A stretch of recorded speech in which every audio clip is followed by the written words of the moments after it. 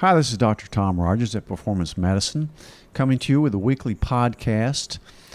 We call ourselves the Common Sense MD, and common sense is really uncommon these days. So I have a special guest who has common sense as well. She's an RN, Brandy Collins. It's so good to have you here today. Thank you. You did an Outside the Box with Ben, so I want everybody to watch that podcast with Ben because she's a special person and one of my favorite patients, certainly one of the most successful for what we've kind of done together. Maybe I just started it or helped her along her journey, but I want you to recap your journey with weight loss.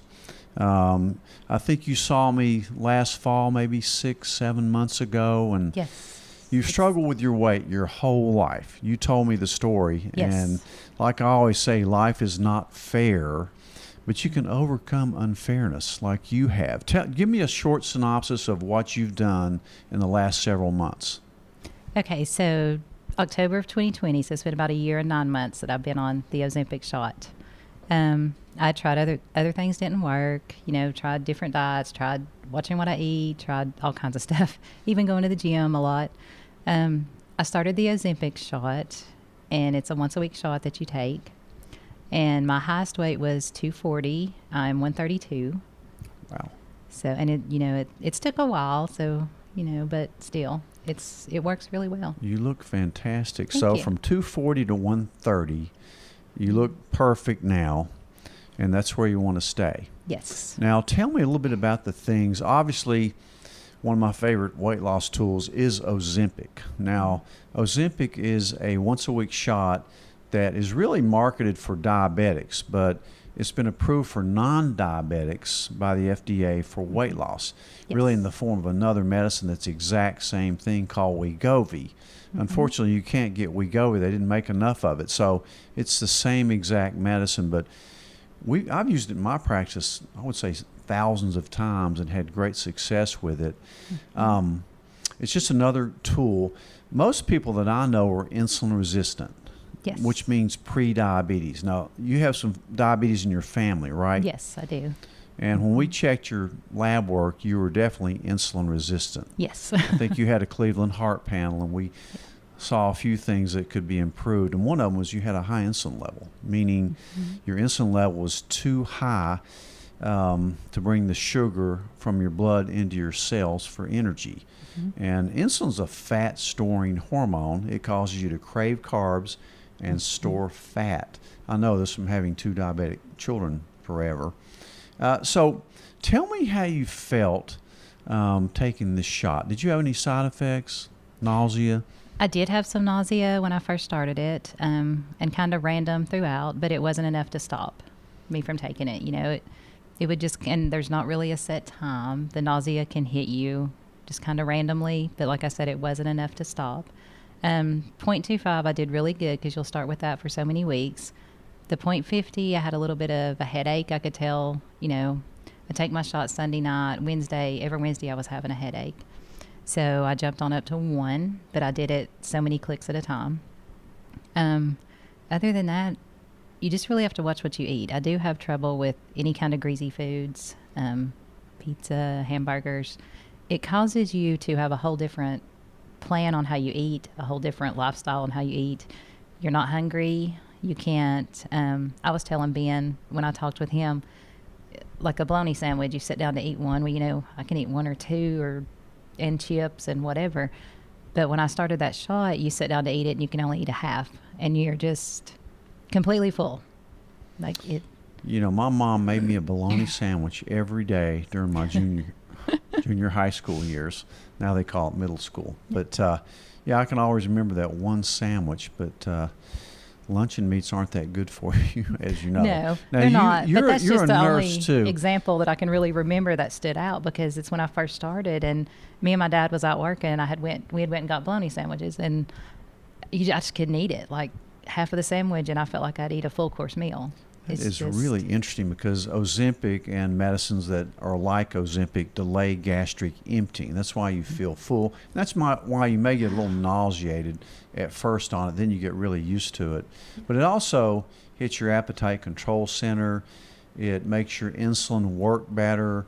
It works in several ways. Decreases glucagon output from the liver, the storage form of sugar. So it really works in 4 ways. We've had so much success with getting people to lose weight with it, especially those that are insulin resistant, which is most everybody that's overweight. Yeah. Did you ever think that you would weigh 130? When's the last time you weighed 130? Probably elementary school. Amazing. Maybe 2nd or 3rd grade. I mean, I have always been really big. Like, Did you ever feel like you couldn't ever get to the weight you wanted to because of Always. genetics or whatever? Always. I mean, it was constant roller coaster of this diet, that diet, this diet, that diet, this medicine, that medicine, this over-the-counter weight loss. I mean, it was constant. How do you feel now compared to, say, a year ago in mind and body? Well, since I've been on a year and 9 months, we'll go back a little further. But, Okay, 2 years ago. I don't have that. I want to just come home and sit on the couch. I want to just take a nap all the time. I don't want to sleep till 11, 12 o'clock. Like, you have a lot of energy. You feel different. You eat different. Did you hurt less in your joints? Oh, yeah. Yeah. I mean, a lot of that changed. And it wasn't really achy. It's just everything felt tired all the time. And I noticed the energy with the Ozempic shot actually about the first month I was on it before I lost a lot of weight. So you kind of notice a whole different change in your energy levels. So I felt better just on the shot itself before I lost the weight. Interesting. So you were actually losing inches before you even lost a lot of weight, you told me. Yes. Okay. I think that first so many months I had lost, it was like 10 to 12 pounds. And then I kind of leveled out. And then it would be 1 or 2 here, or sometimes 2 or 6 there. You know, like once a month you'd lose a little bit and a little bit. But my clothes were just a lot looser. Did you get discouraged along the way at all? I didn't, because I kind of made up my mind not to weigh all the time. You know, don't weigh every other day, or I would weigh about every 2 to 3 weeks instead of doing it continuously. Okay. So I would see, each time I weighed, even if it was 2 pounds, that was still 2 pounds that I had lost. So I just kind of kept going. What do your friends say when they see you now and haven't seen you in a while? They just tell me I look great. Like, they're just kind of shocked. Had some people that I hadn't seen in a while that didn't recognize me, but do they ever go, "You're too skinny. Do you have cancer? What's the matter with you?" People don't know what normal is anymore, do they? No, my son, he's 20-some years old. He's never seen me this way, and he's going to probably get me for saying this, but he calls me anorexic all the time because he's never seen me this small. This is amazing. I've always been really big, so now he's afraid I'm too small.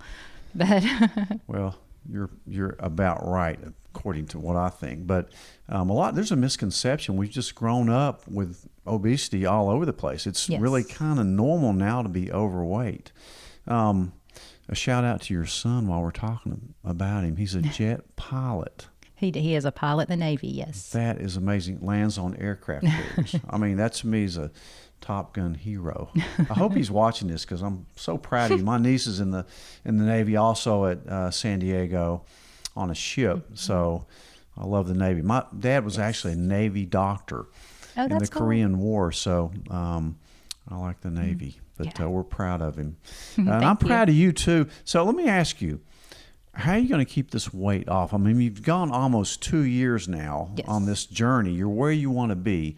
How are you going to keep this weight off? Because that's the $1 million question. Right, it is. Because, you know, when you've battled this so long, in the back of your mind, you're thinking, okay, it's going to come back, or it's going to go back to the way it was. You just kind of always have that in the back of your mind where you've fought it for so long.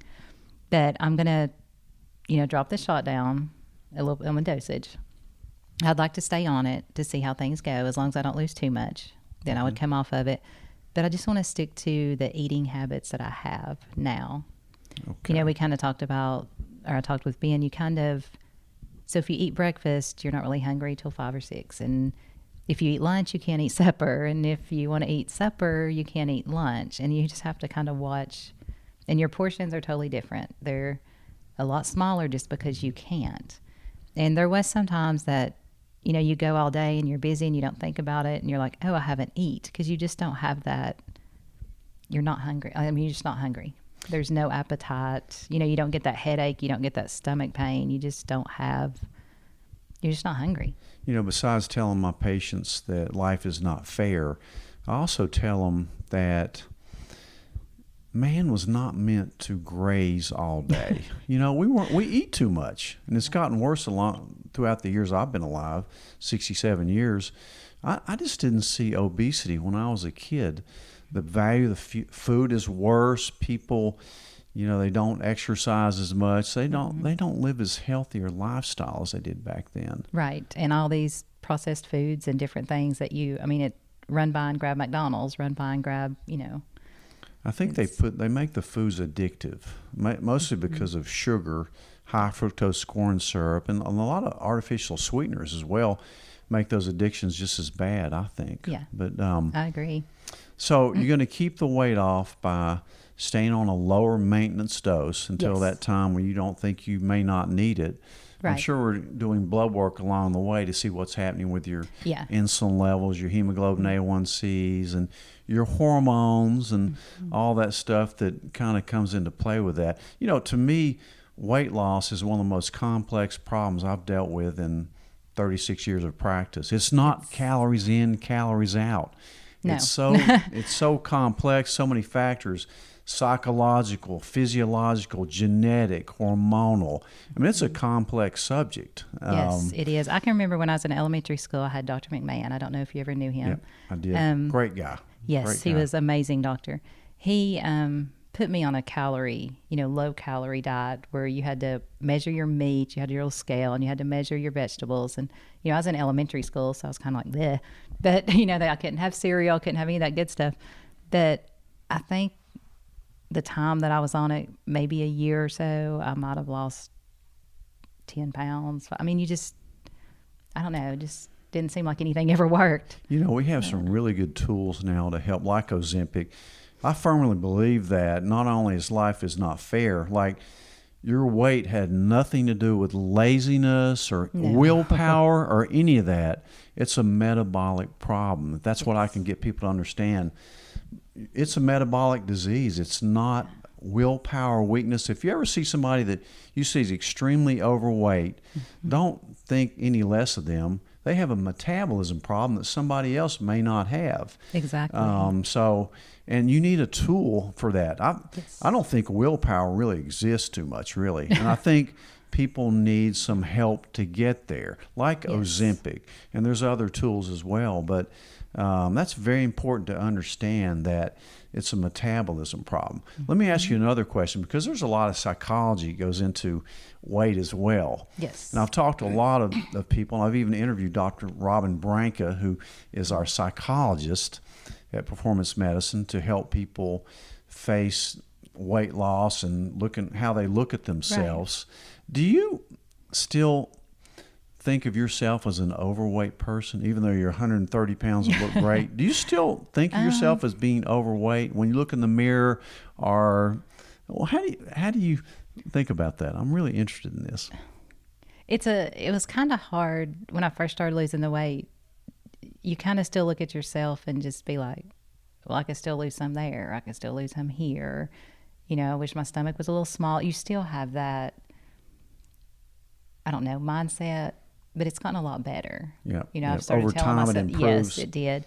When I first started losing the weight, it was like, well, I'm still, I still have this belly. I still have, these arms. I just don't look good. You go to the beach or you go somewhere and you want to just wear a T-shirt. You just don't want to, you don't want to wear a bathing suit. You don't want to wear tight clothes. I always wore baggy clothes because I didn't want anything sticking to me. And that's been a lifelong, I'm 44 years old, so it's a lifelong thing that I've dealt with the whole time. Yeah. Well, this is a new chapter in your life and you're still young. Do you have any concerns about loose skin or anything like that? You've lost a lot of weight. Yes. You look fantastic to me. Thank you. My arms and my stomach. You do have a lot of loose skin. I would like to know how to get rid of that eventually. But it has, I don't want to say it's gotten better, but it kind of, from what it first was, it has gotten a little better. But yes, you do have wrinkly, saggy skin. It's been there for years and years. So it's, it's been stretched. And plus I've had kids and surgeries and different things. So I don't know if that's something, that'd be a question for you. I don't know if that's something that tones up. We have machines that really can help you. I'll have to show you the machines. As a matter of fact, I just purchased one last week another one that's the top of the state of the art, and it works in a couple ways. One, it melts fat. I don't like to freeze fat. I like to melt it. Right. And it doesn't feel hot. It's really I have two machines actually. One of them's based on radio frequency, ultrasound, and the other one's laser. And it's permanent weight loss because a lot of people can't lose weight in a particular area, whether it's a flank Right. or back or the backs of their arms or inner thighs. So it really does work. Yeah, my arms are awful, but I'm not going to. The other thing, the modality that it has, both of them have it, is EMF. So it actually works your muscles out because what you're looking for is muscle tone. Right. You know, I'm big on promoting muscle, which burns fat. So I think there's some great tools that we have that we'll show you. We haven't talked much about that, Yeah. but that's certainly an option because you want your body to be muscular, thin. You want your skin tight. Yes, that would be nice. And that'll be our goal. Maybe we'll come on back here again and talk about how that worked for you because I love the fact that you're a patient. And actually, I didn't drag her on here. She asked me if she could do a podcast. She's been watching our podcast through the years, and she asked me if she could do a podcast because you obviously are a nurse, an RN, and want to help other people. I I'm do. sure when you work as an RN, you see all kinds of things that you think could be improved. Yes. What do you think about our medical system now? I get discouraged by our state of our health care. We can do all this great stuff like we can operate inside a uterus on a fetus, but yet we can't keep our people lean and healthy. We live in a great country for emergency medicine, saving lives, and trauma and specialized operations. We've improved our cancer care, Yeah. but the average person is overweight, unhealthy, on too many medications. Is that what you're seeing? How can we improve our medical system? I do see that, but I have been out of the hospital for a while because I'm a school nurse now, been there for a long time. But even in kids, it's kind of like, stick them on medicine or just stick them on this and then you've got the insurance deals where, you have to try this and you have to try that before we can give you the medicine you actually need, or you're not within this big range, kind of like the thyroid, you're not in this huge range. You're normal. So you're but, normal, yeah. but it's not normal for you. Every patient I've ever seen is different. Their bodies are different. The way it works is different. You can't take a textbook and say, okay, everybody in the U.S. is like this. Yep.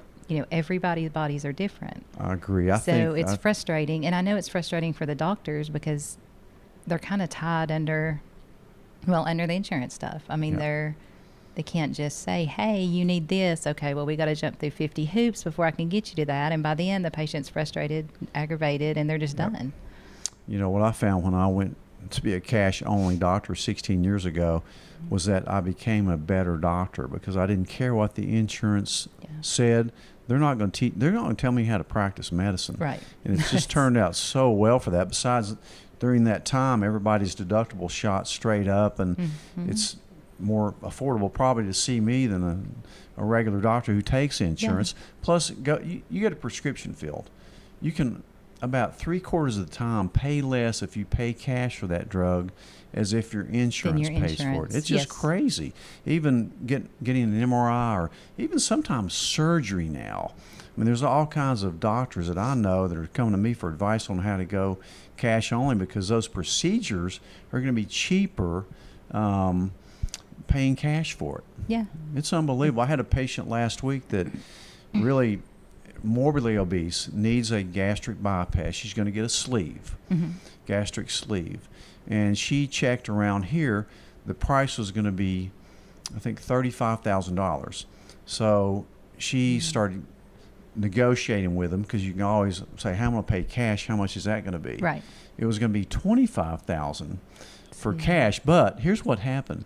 She found a doctor in Alabama that's Mayo trained, Mayo Clinic trained, to do it for cash for $13,000, who's done thousands of them. So you're going to see a lot more of that in medicine now. It just has to be the way to go with the explosion of insurance and people that need help. Since you're a school nurse, let me ask you another question. what percentage of your kids in elementary school, which is the start of life, sets a Right. lot of patterns, what percentage would you say are overweight?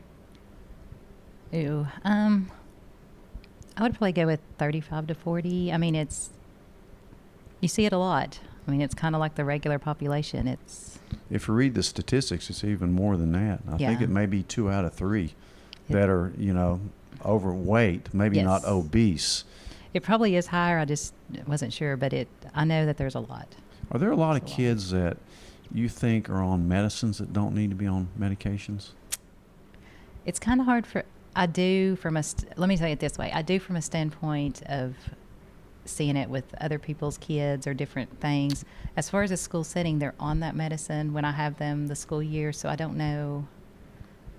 Do I feel like it helps some of them? Not really. Do I feel like, some of it does? Yes. But I feel like just not just the school, but I feel like the general population that kids are on that medicine and a lot and don't need to be. I mean, a lot of it is, and I know how the world is today. It's hard to let your kids do that, but they need to get out and play, and they need to get out and do activities, and they don't need to be sitting in the house just video gaming all day.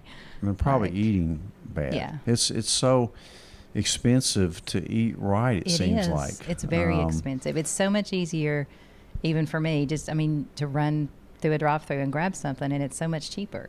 I mean, me and my son, we can eat a lot cheaper just running through, Sure. but then it's not healthy. No. I mean, it's not healthy at all. I'm always following Hippocrates, let food be your medicine. Yes. So I think, it's worth it to pay a little bit more for eating more vegetables or, the good grass-fed beef or cage-free chicken or more Yes. fish, more veggies, and not more French fries and more candy and things and like fried that. stuff And fried foods. And Yeah. just, a lot of times it does taste good, but then your health suffers so badly that the parents have to step up. Yeah. The parents have to step up because a lot of times they're the example. And if they're overweight and they're eating junk food, then your kids are going to follow suit.